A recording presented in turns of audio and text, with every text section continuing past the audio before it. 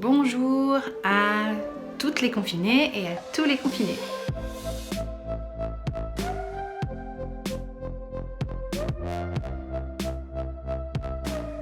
J'avais envie de partager avec vous l'outil que j'utilise avec mes élèves. Je précise que j'enseigne en lycée. J'ai décidé d'utiliser les outils que eux avaient dans leur téléphone.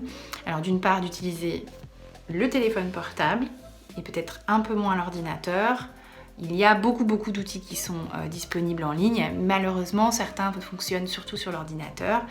Et j'ai des élèves et des familles qui ne sont pas excessivement équipés en ordinateur à la maison. Alors, en ce qui me concerne, humblement, je suis partie sur un rendez-vous hebdomadaire où nous nous rencontrons sur le groupe classe Snapchat. Alors, les outils que j'utilise, c'est donc le téléphone portable, le groupe réseau Snapchat que j'ai eu la chance sur lequel j'ai eu la chance de pouvoir rebondir puisque les groupes classes étaient déjà constitués. Et ce que j'avais moi par devers moi, c'était ma séquence toute construite avec mes documents textes, mes liens, mes diaporamas de cours, ainsi que des liens documentaires audio ou vidéo. Moi, je vais pouvoir donner mon contenu, mais pas seulement sous format chat. C'est-à-dire qu'il y a d'abord le fil de chat, et ensuite on peut aussi, sur le rendez-vous hebdomadaire, se donner un rendez-vous au calme. Là, je demande aux élèves de se mettre dans un endroit calme et où ils peuvent être disponibles.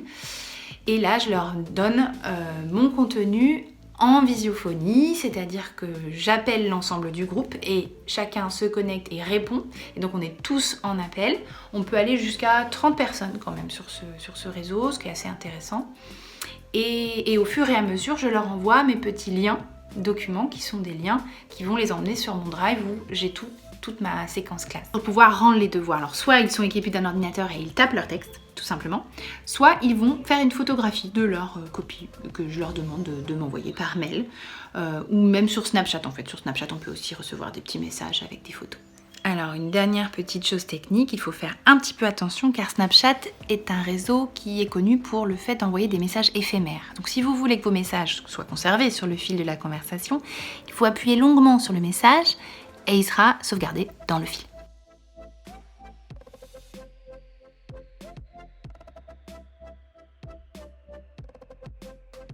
Voilà, donc évidemment on n'est pas sûr de qu'est-ce qui se passe derrière l'écran quand ils sont en muet ou quand on n'a pas l'image, mais il faut faire appel à leur bonne volonté, s'ils ont envie d'être là et d'écouter ce qui se passe.